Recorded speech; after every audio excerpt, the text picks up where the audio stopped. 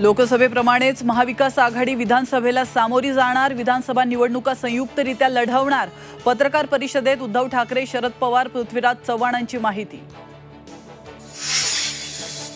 लोकसभा निवडणुकीत सोलापुरात दंगली होणार होत्या, फडणवीसांचे होते दंगली घडवण्याचे आदेश। काँग्रेस खासदार प्रणिती शिंदेंचा फडणवीसांवर गंभीर आरोप, हा सनसनाटी निर्माण करण्याचा प्रयत्न तर मुनगंटीवारांचा आरोप।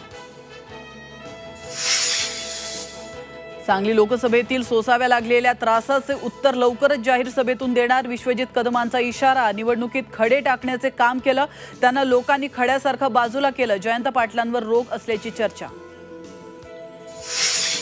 वक्त आने दो, जवाब भी देंगे और हिसाब भी लेंगे, कणकवलीत झळकले शिवसेनेचे बॅनरवर उदय सामंत, किरण सामंतांचा फोटो। सामंतांचा इशारा कुणाला, याची चर्चा। शाळेच्या पहिल्याच दिवशी एक राज्य एक गणवेश धोरणाचा फज्जा, झी24 तासच्या बातमीची विरोधी पक्षनेत्यांकडून दखल। विधान परिषदेत गणवेशाचा मुद्दा मांडणार, दानवेंचं आश्वासन। आजपासून 54 जीवनावश्यक औषधं स्वस्त, डायबिटीज, अँटीबायोटिक्स, मल्टीव्हिटॅमिन्सच्या किमती घटल्या, तर देशभरातील 10 कोटींहून अधिक मधुमेही रुग्णांना होणार लाभ।